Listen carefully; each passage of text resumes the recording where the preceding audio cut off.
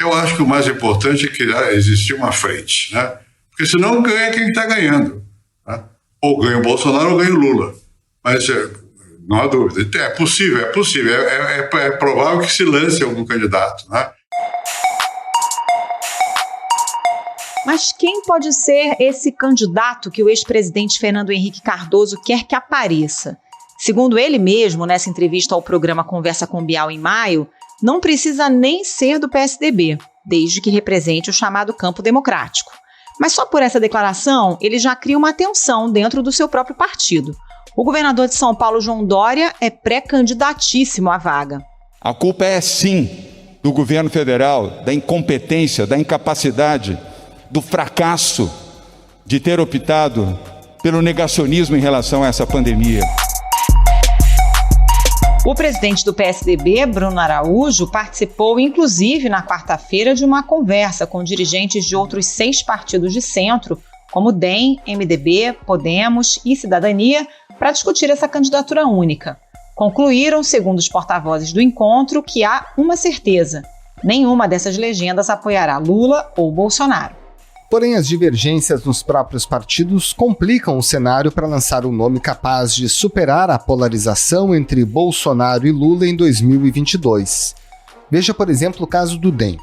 O partido tem o ex-ministro da Saúde, Luiz Henrique Mandetta, que se tornou opositor de Bolsonaro. Mas a legenda está ligada ao governo, inclusive com ministros na esplanada. Daí a gente sai do DEM. O ex-ministro da Justiça, Sérgio Moro, dá todos os sinais de que não entrará na disputa. O ex-presidente do Novo, João Amoedo, até ensaiou uma candidatura e logo abandonou a ideia. E daí a gente volta ao programa do Bial.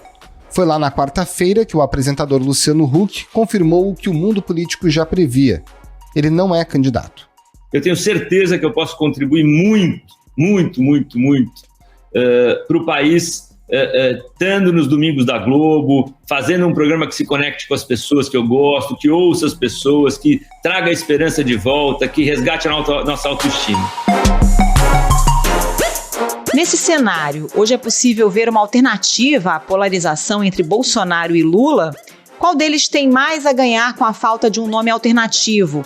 E quais são os elementos que complicam essa convergência entre partidos de centro? Esses são os temas do Ao Ponto desta quinta-feira.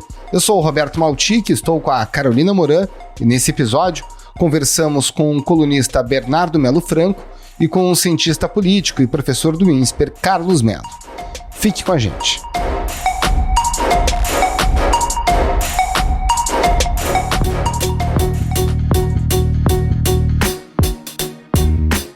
Professor Carlos Melo e Bernardo Melo Franco, começando por você, Bernardo. Com a confirmação de que o Luciano Huck não entra na disputa, e com a ausência de elementos para acreditar hoje na participação de alguns outros nomes que se colocaram como possibilidade nos últimos meses, podemos falar do ex-ministro Sérgio Moro, até do João Amoedo, que chegou a lançar uma candidatura relâmpago e já retirou. Quais são os nomes que você entende hoje que se credenciam de fato como uma alternativa a essa polarização entre o presidente Bolsonaro e o ex-presidente Lula? Olha, Maltic, desde o começo, essas articulações sobre uma terceira via, uma possibilidade de uma candidatura dita de centro, elas estavam marcadas por 2 características. O excesso de candidatos e, pelo menos pelo que as pesquisas mostram até aqui, a falta de votos. Então, você tinha aí em torno de 7 nomes, pelo menos, colocados, de possíveis presidenciáveis, mas todos eles pontuando muito baixo nas pesquisas, nenhum deles alcançando mais de 10%, por exemplo, nesse último Datafolha que foi divulgado no mês passado. O nome que aparecia um pouco melhor nas pesquisas era do Sérgio Moro, e ele foi o primeiro a pular fora da disputa. Moro foi para os Estados Unidos, não se aproximou de partido nenhum e tem dado indicação aos seus aliados de que realmente não vai entrar nessa disputa política, especialmente depois de que ele foi declarado suspeito pela segunda turma do Supremo nos processos envolvendo o ex-presidente Lula. Aí ficaram nesse páreo o João Dória, o Henrique Mandetta, o Eduardo Leite e o Tasso Gereissati, ali também fazendo uma corrida por fora no PSDB, e 2 nomes que se ausentaram da disputa, saíram da disputa nesses últimos dias. O apresentador Luciano Huck, que era também um candidato em busca de um partido e agora decide ficar na televisão, não entrar na política, e o outro, o João Amoedo, que, como você lembrou, foi candidato já em 2018, teve 2,5% dos votos, resolveu não se aventurar de novo pelo Partido Novo. A raia agora está menos congestionada, mas, ao mesmo tempo, continua difícil enxergar entre esses candidatos alguém que consiga se viabilizar eleitoralmente. Nesse momento, o que está acontecendo nesse chamado centro é um ataque especulativo dos dois lados. De um lado, o presidente Jair Bolsonaro atraindo parte das bancadas federais desses partidos, especialmente no PSDB e no DEM, que são dois partidos que apoiaram o candidato dele na disputa da Câmara, o Arthur Lira, e, pelo outro lado, o ex-presidente Lula, que vai ser candidato pelo PT, também avançando no centro, se aproximando de figuras como o prefeito do Rio, Eduardo Paes, o ex-presidente da Câmara, Rodrigo Maia, até o Gilberto Kassab, presidente do PSD, portanto, tentando também fazer de novo aquele movimento ao centro que ele fez antes da campanha de 2002. Eu continuo vendo esse campo aí muito congestionado. Por inércia, essa candidatura hoje parece mais provável que ela venha do PSDB, mas o PSDB é um partido que está em crise. E nessa semana voltou a mostrar isso nessa discussão sobre o modelo de prévias, onde o João Dória, que seria em tese o candidato mais forte, saiu derrotado, saiu enfraquecido e claramente vai ter dificuldade para se viabilizar como candidato. Professor Carlos Mello, na sua avaliação, por que houve nesse momento essa desidratação tão precoce de vários nomes que se colocavam mais ao centro? E quais dessas possíveis candidaturas aí, na sua avaliação, são mais consistentes agora na capacidade de aglutinar? Bom, em primeiro lugar, em um determinado momento, tanto o senador Tasso Gereissati quanto o ex-governador Paulo Artung chegaram a utilizar a expressão que, com a viabilidade do Lula e a candidatura do Bolsonaro, se abria uma grande avenida ao centro. Não é? E eu tenho dito que essa avenida não está no Waze, essa avenida não aparece no mapa. Não é? Por quê? Porque ela liga o bairro do não sei quem somos ao bairro do não sei para onde vamos, não é? E não tem nome. Né? É um grande problema. O que aconteceu com o centro é que o centro ele não conseguiu unidade. Né? O centro ele se notabiliza por dizer que ele é contra o Bolsonaro e ele é contra o Lula, mas ele não diz ao certo o que ele é, afinal de contas.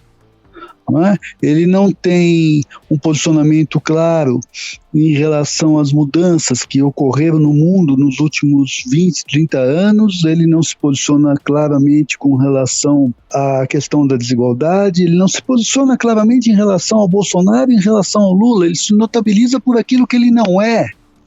Não é? Isso é um problema muito sério. Então, por que não se viabilizou? Porque há uma crise de identidade. Como disse o Bernardo, você tem muitos candidatos e voto de menos. Por que tem voto de menos? Porque há essa crise de identidade. Esse é o primeiro ponto, tentando te responder. Outro fator que também operou para essa inviabilidade é que, ao contrário que se imaginava, ou ao contrário do que se viu quando o ex-presidente Lula saiu da prisão, nós vimos um Lula irascível, um Lula nervoso, um Lula absolutamente ressentido. Então, se tem um brasileiro que tem razão de ter muitas e profundas mágoas, sou eu. O que nós vimos a partir daquela decisão do ministro Fachin, onde ele transferiu para Brasília aquelas condenações, o que se viu foi um Lula fazendo uma inflexão muito forte, ele ao centro. Né? Então o Lula fez movimentos de modo a ocupar um espaço do centro e deixar esses setores todos muito comprimidos, muito apertados. Não é à toa que Lula tem tido como interlocutores gente como Gilberto Kassab, gente como Eduardo Paes, tem tido como interlocutores agora, revelado pelo próprio Globo, gente como Rodrigo Maia. Então, o Lula, de alguma forma, faz um movimento de bastidores muito ativo na direção de se expandir da esquerda para o centro, até porque ele não tem adversários à esquerda, ele não terá antagonistas à esquerda, ele pode fazer esse movimento. Né? O que resta disso tudo? Concordo com o Bernardo, seria o PSDB, mas o PSDB tem guerra civil. O PSDB tem pelo menos umas 3 correntes que se vetam mutuamente. não é? O nome que poderia surgir daí como um antagonista ao presidente Bolsonaro, João Dória, ele é vetado tanto pela ala que se aproximou de Jair Bolsonaro e é vetado também pela ala dos chamados cabeças brancas, daqueles que têm uma relação mais histórica com o PSDB e preferem Tasso Gereissati. Né? Então o PSDB é um problema. Sobra quem? Mandetta? Ok, o ex-ministro Mandetta teve uma presença importante e muita gente de grosso calibre na economia vê seu nome com simpatia. Mas por qual partido? Né? Uma vez que Bolsonaro tem trazido para si os partidos da direita, do centrão, e o Lula tem feito isso também do outro lado, por qual partido Mandetta seria candidato? Pelo DEM? O DEM se descapitalizou bastante nos últimos tempos. Então fica uma situação muito difícil para a gente pensar em terceira via.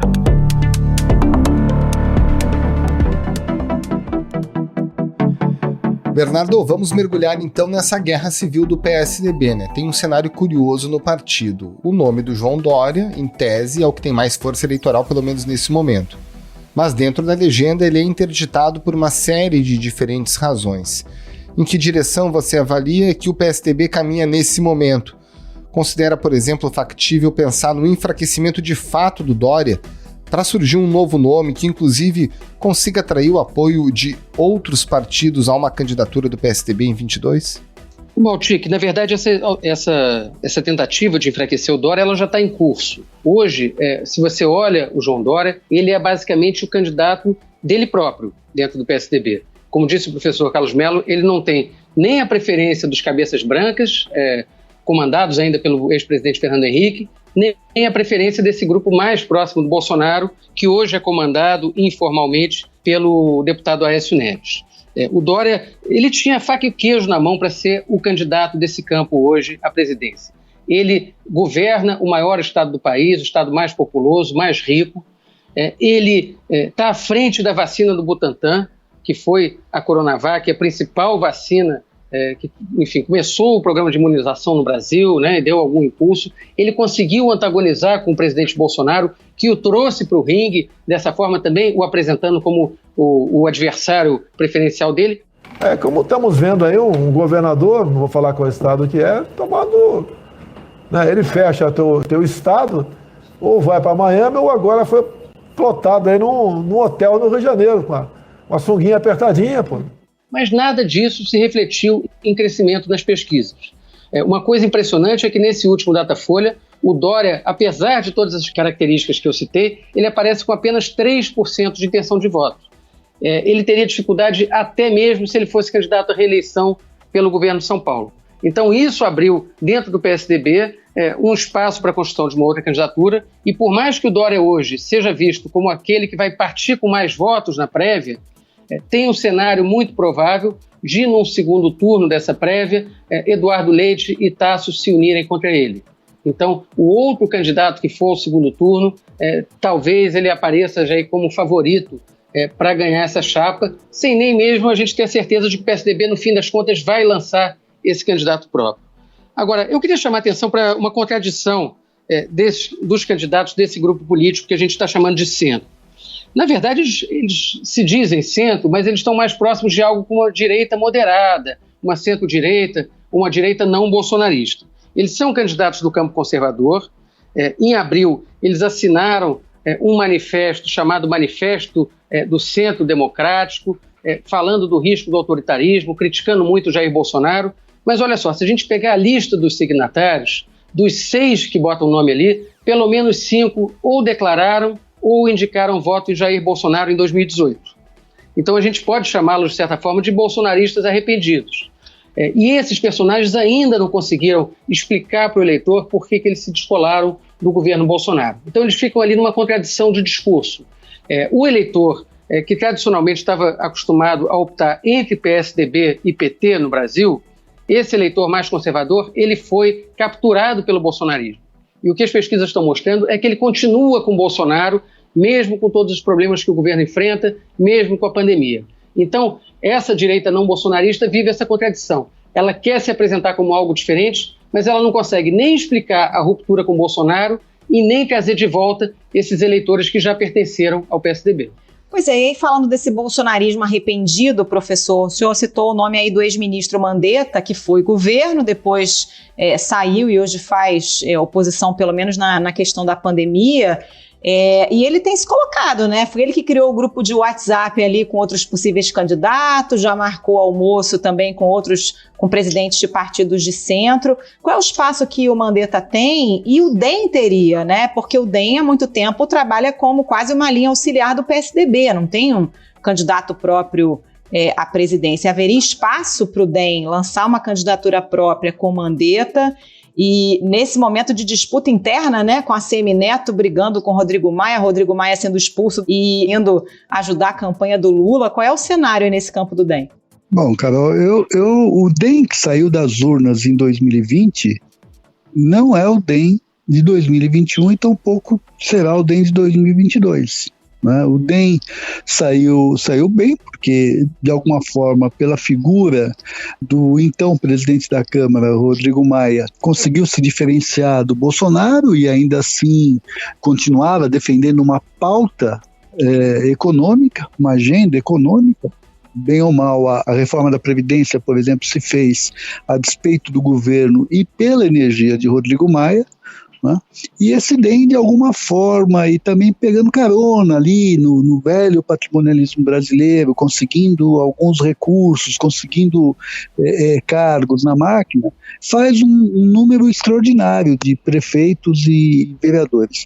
O Democratas foi um dos que mais cresceram, conquistou, olha, na comparação, quase 200 cidades a mais do que na eleição passada. Esse DEM não existe mais, porque esse DEM rachou na eleição para a presidência da Câmara. Né? Esse DEM, ele desapareceu e ele tende a subsumir nos interesses do ex-prefeito de Salvador, Antônio Carlos Magalhães, que hoje olha com muito mais interesse para suas possibilidades de eleição ao governo da Bahia do que exatamente para a disputa da presidência da República. Então, o ministro Mandetta fica numa situação complicada, porque uma eleição a presidente da República, você precisa de palanque, você precisa de aliados, de capilaridade territorial no Brasil inteiro. Aquelas condições de 2018 dificilmente se repetirão, onde um outsider pode simplesmente arrebatar todo o ressentimento, todo o ódio à política e vencer a eleição. Isso não ocorrerá. A necessidade de palanques ela será um imperativo. E aí, Bernardo, né, diante de tantas dificuldades, os presidentes de partido desse campo de centro, o próprio ex-ministro Mandetta estiveram nessa reunião que inclusive a Carol já mencionou, esse almoço em Brasília na quarta-feira. E, na verdade, eles chegaram à conclusão de que eles não vão apoiar nem Lula nem Bolsonaro e que vão trabalhar pela construção por um diálogo, por uma candidatura única. E aí, fica fácil ou difícil de obter esse objetivo? Não, a vida deles está bem complicada e é natural que eles digam isso para não dizer a verdade, que é o fato de que eles estão perdidos e nesse momento, enfim, estão vendo as suas opções sumirem do mapa. Eu queria chamar a atenção para uma coisa que o professor Carlos Mello falou e com a qual eu concordo, que é a dificuldade de um perfil de outsider na eleição de 2022.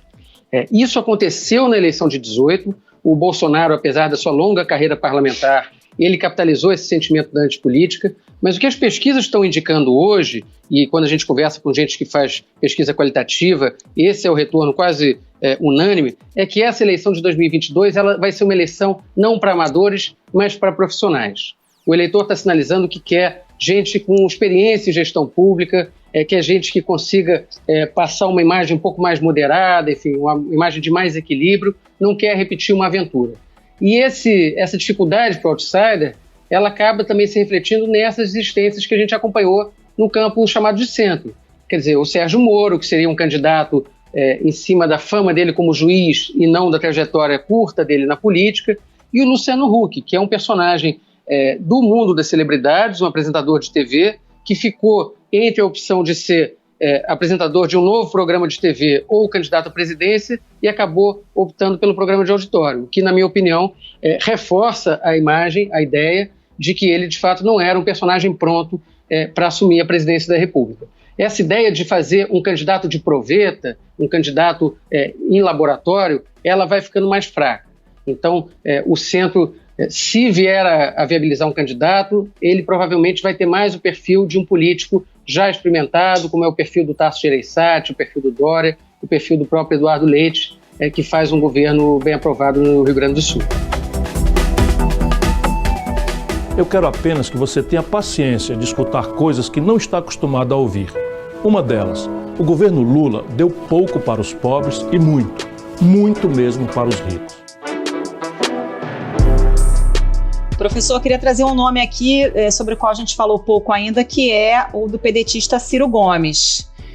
Que tem um problema aí, né? Porque perdeu espaço na esquerda com a consolidação do nome do Lula, está tentando um discurso ali para pescar esses bolsonaristas arrependidos, falando em voto impresso, já tentou chamar Bolsonaro de traidor de militares, mas não é exatamente um nome natural para esse público de centro-direita, né, o dos bolsonaristas arrependidos. Que espaço resta para o Ciro nessa disputa aí desse grande centro? Olha, eu acho que o Ciro, ele organizou a estratégia dele para essa eleição acreditando que o Lula não seria candidato, né, que de alguma forma a justiça não permitiria. Então ele poderia, de alguma forma, se colocar de um campo que iria da centro-direita até a centro-esquerda e, de alguma forma, colocando o candidato do PT, eventualmente Fernando Haddad, confinando ele ali num gueto da esquerda. Bom, com a ressurreição, né, do presidente Lula, isso não aconteceu.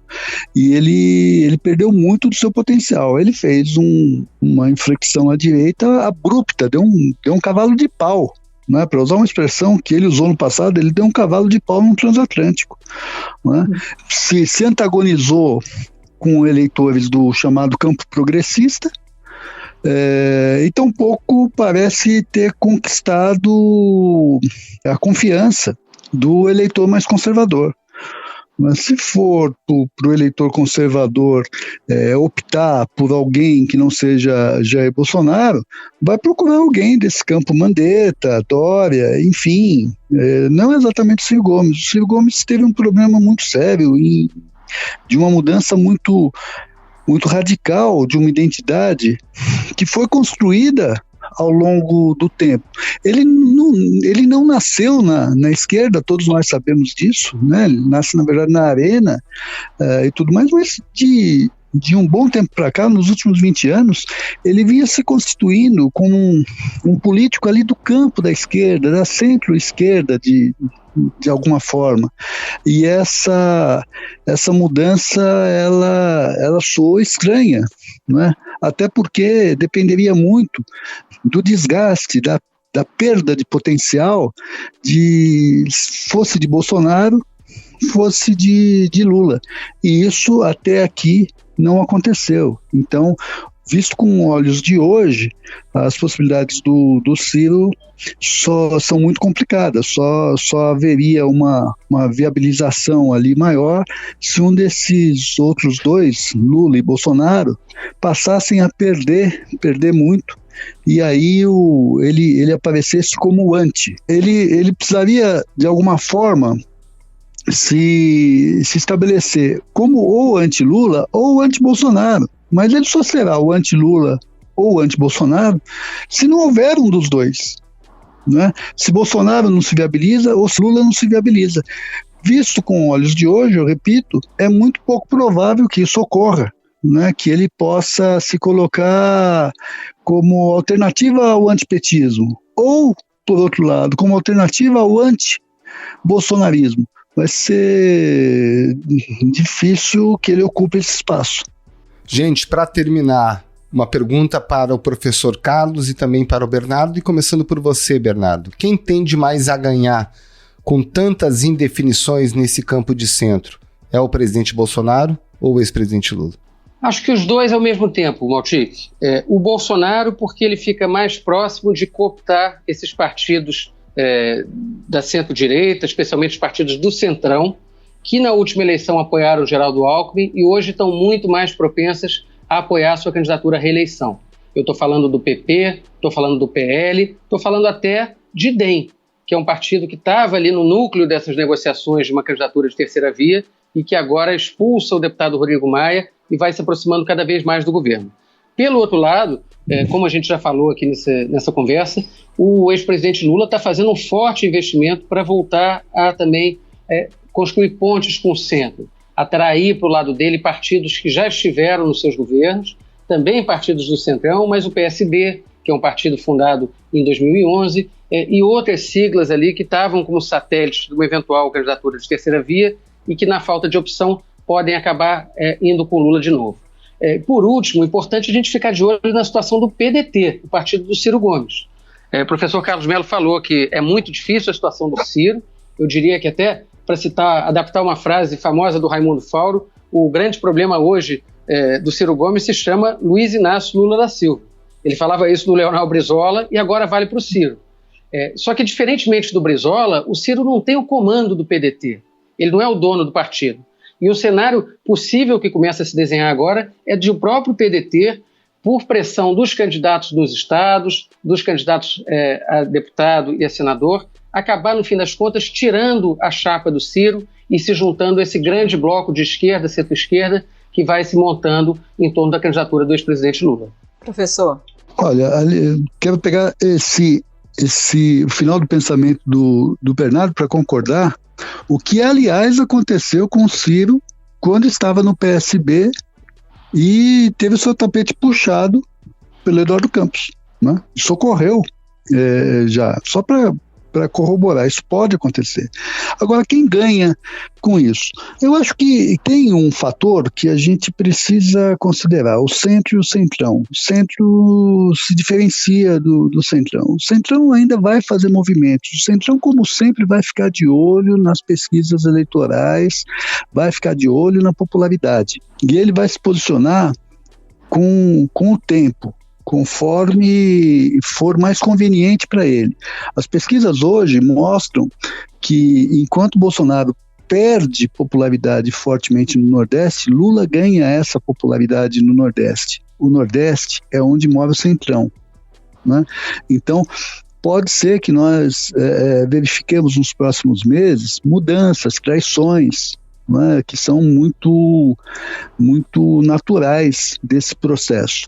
O Lula, por outro lado, como eu disse, ele tem tentado se colocar novamente como Lulinha Paz e Amor, como ele fez lá em 2002. Me parece que não tarda, haverá aí uma espécie de carta ao povo brasileiro novamente, né? Compromissos que diminuam a resistência ao Lula. Então, eu tenho uma impressão, e é só impressão ainda, porque é o jogo que vai definir, que esse espaço de centro tende a ser ocupado mais eficientemente pelo Lula, de acordo com os gestos que ele tem feito e que ele ainda pode fazer, né? E de acordo também com a popularidade hoje declinante do presidente Bolsonaro, sobretudo na região nordeste do Brasil. Professor Carlos Mello, Bernardo Melo Franco, muito obrigada pela participação, bom trabalho para vocês. Muito obrigado, professor, muito obrigado, Bernardo, um abraço. Muito obrigado, foi um prazer conversar com vocês e com o Bernardo. Valeu, gente, eu que agradeço, até a próxima.